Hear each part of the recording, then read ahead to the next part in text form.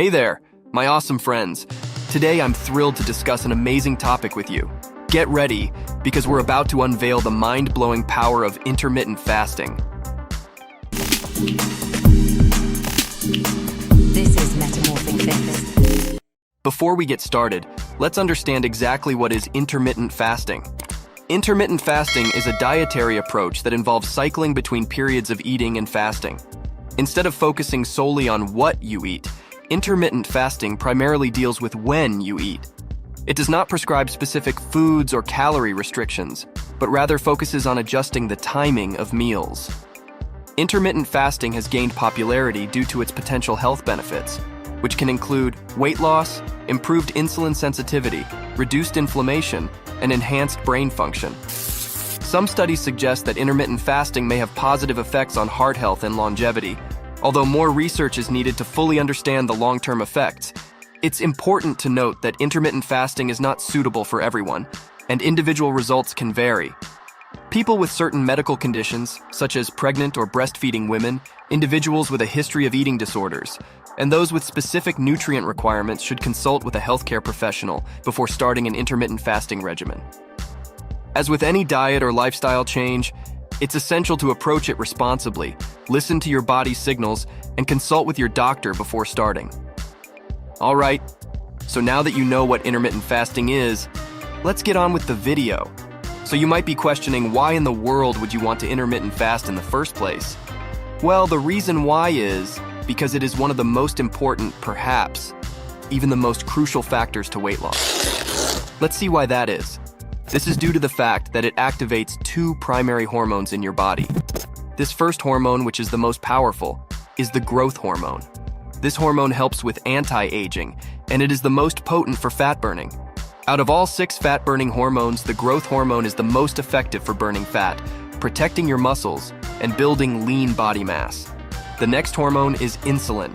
Insulin is also a very powerful hormone that will cause you to store fat if you want to gain weight, which is something you probably don't want to do since you clicked on this video. Now, I gotta tell you guys, there is one issue that we run into when it comes to burning fat. It's that you can't lose weight when insulin is present. Because it is such a powerful hormone, it will interfere with growth hormones.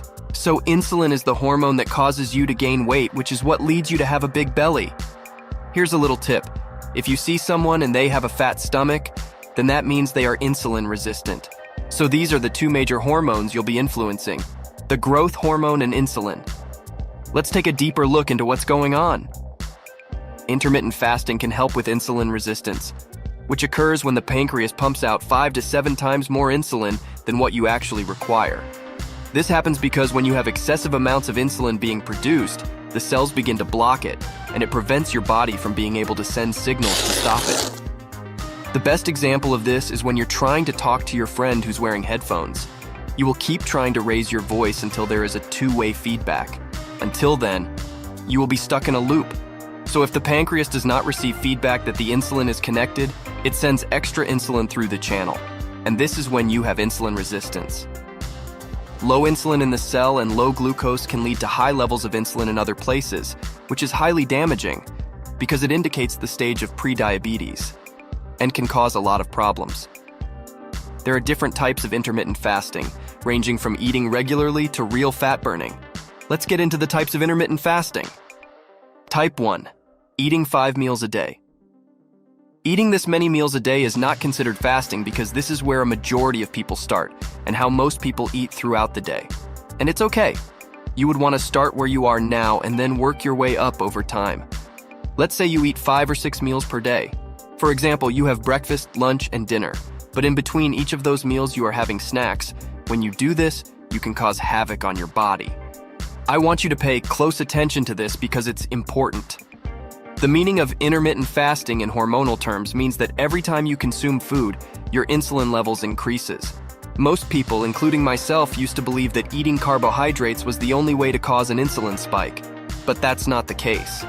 No matter what you consume, eating regardless will raise your insulin levels even if you were eating a healthy snack. So now we have a situation where we constantly spike our insulin because our bodies were not built for eating all day. Remember what I said earlier about how we can't burn fat when insulin is present? Did you know that eating bread and sugar can spike your insulin too? Along with a whole bunch of other things? To find out what they are, look for the videos titled, "What if you stop eating bread for 30 days?" or "What happens if you stop eating sugar for 14 days?" Let's continue on from where we left off. Type 2. Eating 3 meals a day. This would be the best option that you'd want to go with if you want to slowly start the process of keeping your insulin levels calm and begin the fat-burning process. The 3 meals a day with no snacking. If you're worried that you'll be hungry throughout the day, then keep watching. You don't want to miss this. Adding extra fat to your food allows you to go from one meal to the other without feeling hungry. So that means that all you gotta do is increase the fat content of the meal that you wish to eat. And remember, this isn't about what you eat. It all just comes down to the pattern. Type 3, the 16/8 method. This is when we will have 16 hours of fasting followed by an 8-hour window of food consumption. If you want to take weight loss to the next level and burn even more fat, then you should follow this eating pattern. Let's imagine that if you get ready in the morning and you're not feeling hungry, then it would probably be best if you don't eat. Just wait until you are hungry. The most useful approach is to wait at least 4 hours after you wake up before eating your first meal. So for example, let's assume you eat at 10 in the morning and you get up at 6. That indicates that your last meal will be at 4 o'clock at night, giving us an 8-hour window. The real effect of intermittent fasting is present during the night and in the morning. So when you're sleeping at night and waking in the morning, that's when you have the most steady fat-burning time slot, not so much between your meals. That is why we require 16 hours of fasting with this. So when you have 3 meals, do your best to keep that 16-hour window open. Type 4, eating 2 meals a day. If you guys want to take it a step further and actually turn the fat burning up, then you will want to do the 2 meals a day method. This means you have a 4-hour eating window, accompanied by a fasting window of 20 hours. Do you have any clue how much of an effect this would have on your waistline and stomach? To do this would mean that you would have to get up at 7 or 8 a.m., or you can adjust based on your preferences and daily routine. Wait until 12 o'clock or 1 to eat your first meal, and then eat your second meal 4 hours later. Suppose you eat at 1 and your next meal would be at 5. You would have 4 hours when you eat, accompanied by 20 hours of tremendous fat burning. Now, when we try adding high-intensity interval training to this, it's a complete game changer.